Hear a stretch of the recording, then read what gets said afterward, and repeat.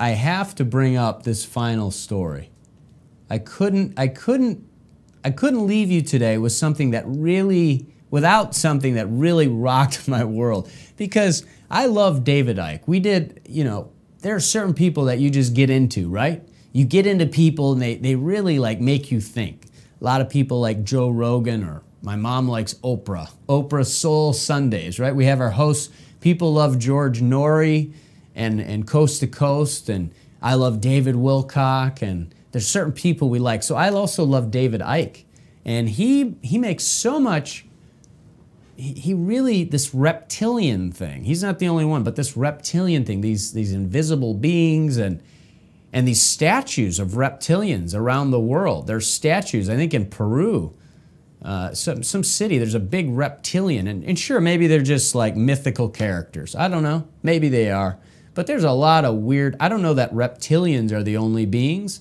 I don't even know that they really exist how we think. But I also think that a lot of things based on this show Ancient Aliens and all the things we're learning, I'm not so sure that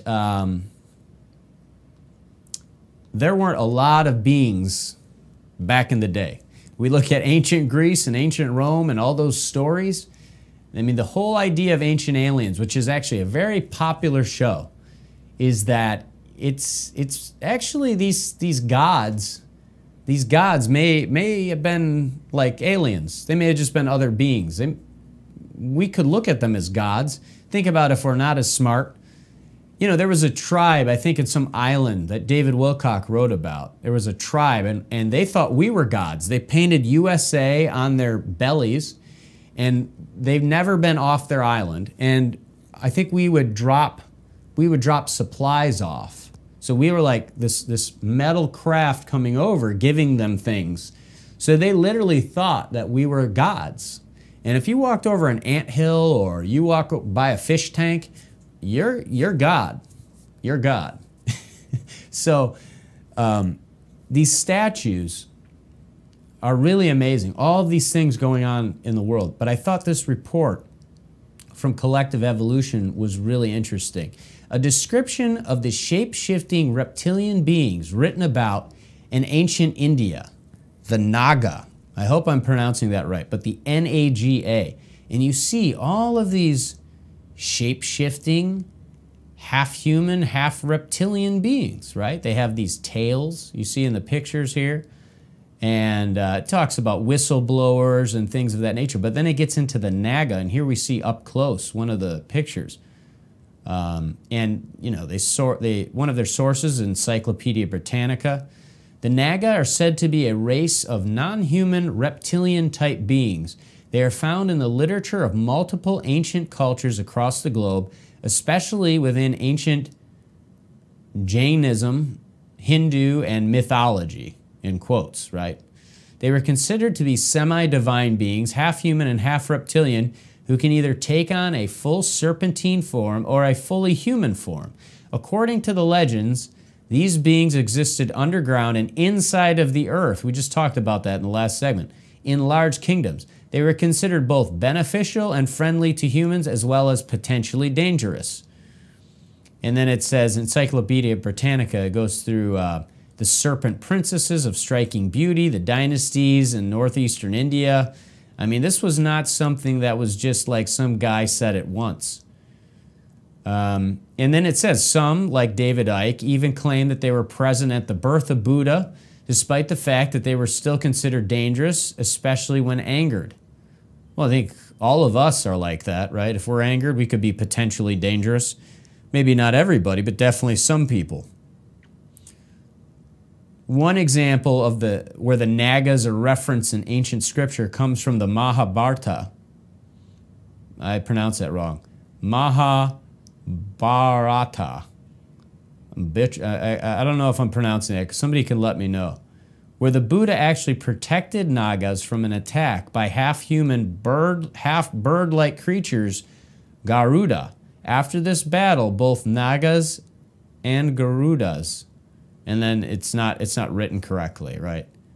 That they end the sentence right there. But it goes on. And you know who talks about the bird-like creatures? First of all, it is in ancient Egypt. William Henry was on an episode of Divine, what is that show? Divine Cosmos or Divine something or other on Gaia with David Wilcock and Corey Good. Divine Cosmos, I think it is. Divine Connection, something like that. And William Henry was on there bringing up all the bird beings that were discussed in ancient Egypt, a lot of them. And Corey Good apparently is in contact with these bird beings. Who knows? I might be in contact with them without knowing. You might be in contact with them too. You might be in contact with both of these types of beings. The point is, I love these things. I love it. I love it. It's the most important thing, I think, going on in our world. The most important thing. The reason why is because it changes everything. And I know how it is. We like to be in our own little reality, right? It's hard, you know, we like to make money, we have to, you know, we want to feed our family, just live a happy life. I understand.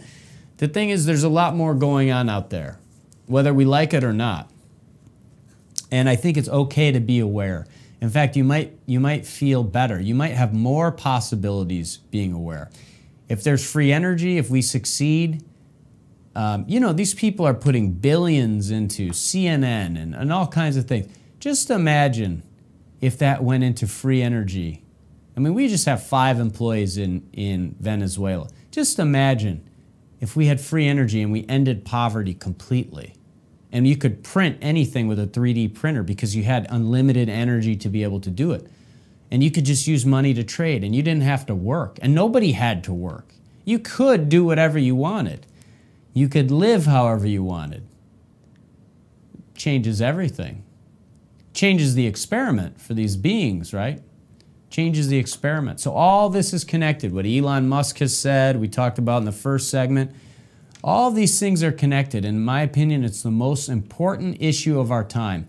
And we're going to get more and more people like Elon Musk, who's a businessman, you know, a very well respected in the mainstream business community. We're going to get more and more people that are going to be talking about this kind of thing because it is reality. It is reality. And I think things are really going to change, and you're a part of it. You're a part of it. You're a part of our family at Believe. I want you to believe in yourself. I want you to make a lot of money and find true success. Get healthier. I want you to just find the way to forgive when we come and find the positive in these world news stories. Whatever that may be for you, find your truth. In terms of our universe, just find your own truth. Just know that there is probably unlimited potential for you. You can do whatever you want to do, and it's not going to hurt you to open your mind. It's not going to hurt you at all. So when you share these links, when you share these videos, when you support our guests, and we're going to open a store soon, and we're going to offer courses and everything, you are supporting this. You're supporting our free energy project in Venezuela. You're supporting any hosts we have.